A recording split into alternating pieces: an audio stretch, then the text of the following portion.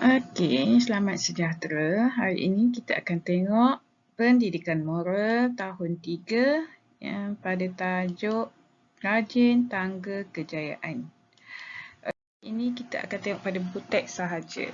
Okey, pertama kita akan tengok buku teks muka surat 81. Mari kita baca sama-sama. Rajin Tangga Kejayaan. Brandon berazam untuk menjadi murid yang cemerlang dan pemain bola sepak terbaik. Brandon berusaha tanpa mengenal erti putus asa. Okay. Kedua, Brandon belajar bersungguh-sungguh dan berlatih bola sepak setiap hari. Ketiga, Brandon dianugerahi sebagai tokoh murid kerana sikapnya yang gigih dan dedikasi. Okey, seterusnya pengawas pusat sumber sekolah yang rajin. Muka surat 82.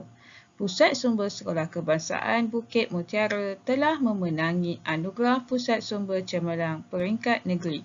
Wartawan telah menemu ramah Radin, salah seorang pengawas Pusat Sumber Cemerlang. Tahniah, apa perasaan Radin? Terima kasih, saya berasa bangga kerana Pusat Sumber Sekolah kami ceria. Apakah rahsia kejayaan pusat sumber ini? Kami membantu guru menghias pusat sumber, membaik pulih buku yang rosak dan membantu guru di kaunter sirkulasi. Apakah usaha yang dilakukan supaya pusat sumber sentiasa kelihatan bersih dan ceria? Kami sentiasa menyapu, mengelap habuk, menyusun kerusi dan menyusun buku di rak setiap hari supaya pusat sumber kami sentiasa ceria. Okey, terima kasih Radin, sama-sama. Okey, sekarang ni kita tengok. Dia tanya kat sini, nyatakan contoh sikap rajin Brandon. Okey, Brandon ni dia ada azam untuk menjadi seorang murid yang cemerlang dan pemain bola sepak. Jadi, apa cara dia nak dapat untuk jadi pemurid yang cemerlang ni? Cara dia mestilah dia belajar bersungguh-sungguh dan sentiasa berlatih bola sepak. Kerana sikap dia itulah dia diberi anugerah tokoh murid yang gigih dan dedikasi. Okey. Jadi dalam diri Brandon ni ada satu sikap rajin. Maknanya dia sentiasa rajin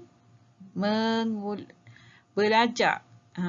Dia rajin belajar dengan bersungguh-sungguh dan dia juga rajin berlatih bola sepak. Kalau dia tak rajin, dia tak buat selalu, maka dia tidak akan dapat apa yang dia nak tu. Okey, jadi apakah kepentingan sikap rajin ni? Jadi bila kepentingannya, bila kita ada sesuatu tekad, kita mestilah usaha untuk kita dapat apa yang kita nak tu. Kalau kita nak jadi pandai, kita kena usaha belajar dengan bersungguh-sungguh supaya kita jadi pandai. Okey. Ceritakan perasaan kamu setelah bersikap rajin di sekolah. Okey, kalau di sekolah, kalau di rumah bersikap rajin, kita membantu mak ayah kita, apa kita rasa? Mesti kita akan rasa gembira, senang hati kan? Okey. Tu dia. Okey, sekarang pusat sumber sekolah. Okey, cuba kita tengok kat sini. Pusat Sumber Sekolah Kebangsaan Bukit Mutiara, dia memenangi anugerah Pusat Sumber yang cemerlang peringkat negeri. Okey, apa dia punya rahsia kejayaan dia? Rahsia kejayaan dia mestilah mereka semua tu rajin membantu guru. Kalau mereka tak ada sikap rajin, biar je guru cakap suruh bersihkan pusat sumber, ajak membaik pulih buku-buku yang rosak. Kalau tak ada sikap yang rajin macam tu, maka pusat sumber tu tak akan menjadi ceria. Jadi untuk menjadikan ceria, mereka mesti rajin. Mesti ada sikap yang rajin. Makna sikap yang sentiasa nak buat. Jadi mereka ada sikap rajin menyapu, mengelak habuk, menyusun kerusi, menyusun buku di rak dan setiap hari, bukan sesekali. Kalau sesekali pun akan menjadi kotor juga.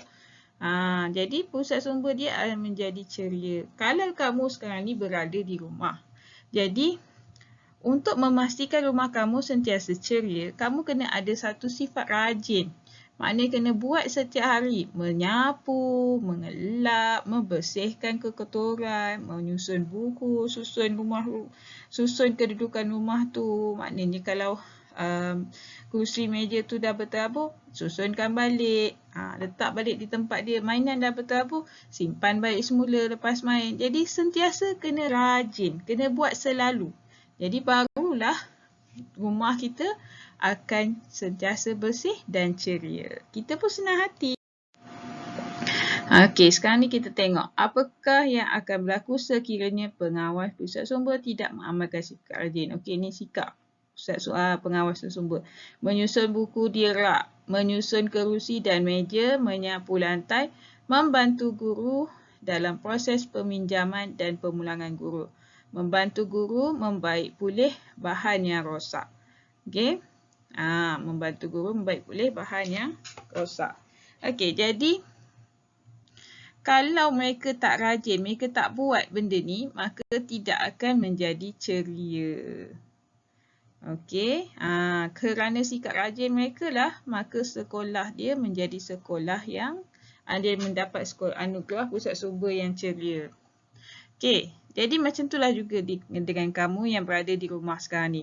Kena pastikan sentiasa membersihkan rumah, membantu ibu, membasuh pinggan-pinggan kotor, menyusun atur rumah yang dah berterabur, membuat kerja sekolah. Maka kalau kamu rajin, maka kamu akan berjaya dan kamu akan senang hati tengok rumah bersih, cantik. Begitu, okey? Okey, sekarang ni kita cuba tengok kat muka surat 84 pula. Muka surat 84 ni ada sedikit uji minda. Jika kamu rajin, maka kamu akan berjaya dalam permainan bola sepak. Ni bola sepak. Tapi kalau tak rajin, maka berjaya tak dalam permainan bola sepak? Tidak berjaya. Jadi kamu boleh tulis sini, tidak berjaya dalam permainan bola sepak. Okey. Ni ada gambar sedang belajar menggunakan komputer.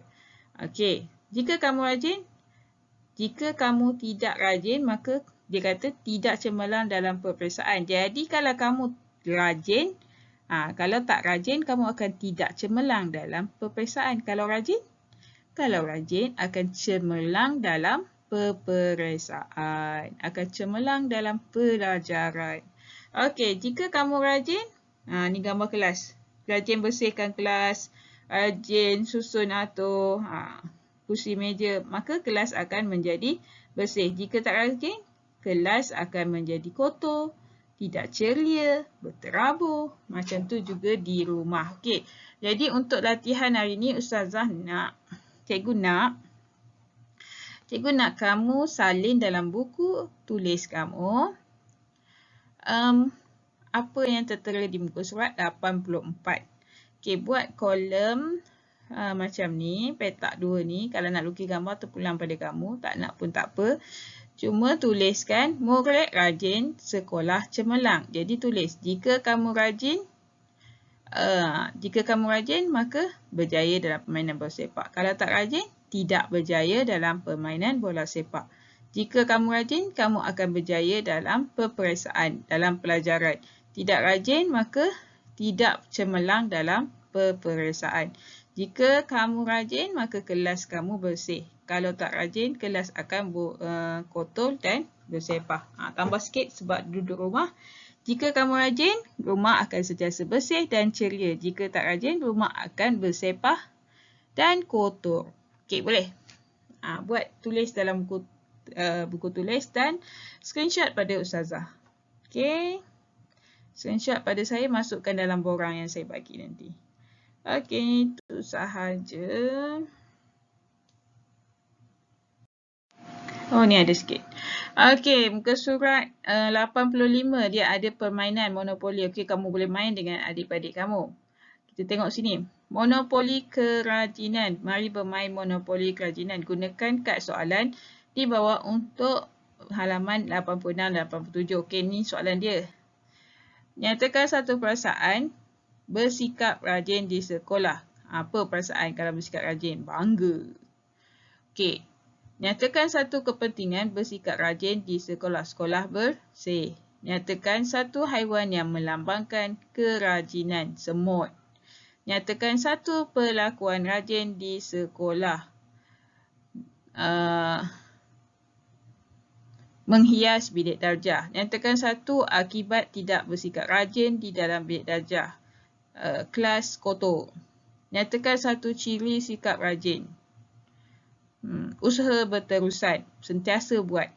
Nyatakan satu haiwan terbang yang melambangkan kerajinan, lebah. Sambung ayat berikut. Orang malas selalu rugi.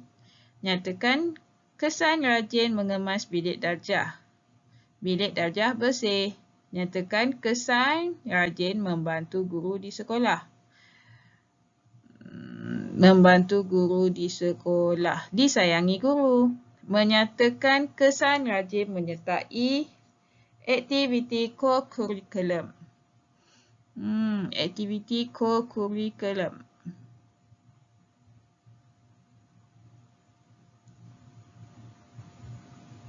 Apa aktiviti co-curriculum? Berdisiplin. Nyatakan satu cara untuk mendapat markah yang tinggi dalam peperiksaan. Mengulang kaji pelajaran. Itu dalam muka surat 85. Okey, sekarang kita tengok 6 dan 87. Ni dia punya monopoli dia. Kamu boleh main. Cara dia bermula dekat tempat mula ni. Letak yang permainan tu. Lepas tu pusing dadu. Berapa nombor? Jalanan 1, 2, 3. Kalau kata dadu tu 3, 3. Lepas tu ambil kad tadi. Nombor 3 apa soalan dia? Okey. Begitulah seterusnya sampailah tamat. Bila dah sampai kad tu, kena jawablah soalan. Okey. Selamat bermain dengan adik-beradik kamu. Okey, terima kasih. Itu sahaja untuk hari ini. Semoga ia memberi manfaat pada kamu berkaitan dengan kerajinan. Kerajinan ni mesti usaha sentiasa berterusan. Buat sesuatu tu mesti berterusan. Tak boleh separuh jalan. Tak boleh sebulan sekali. Tak boleh setahun sekali. Okey? Baik.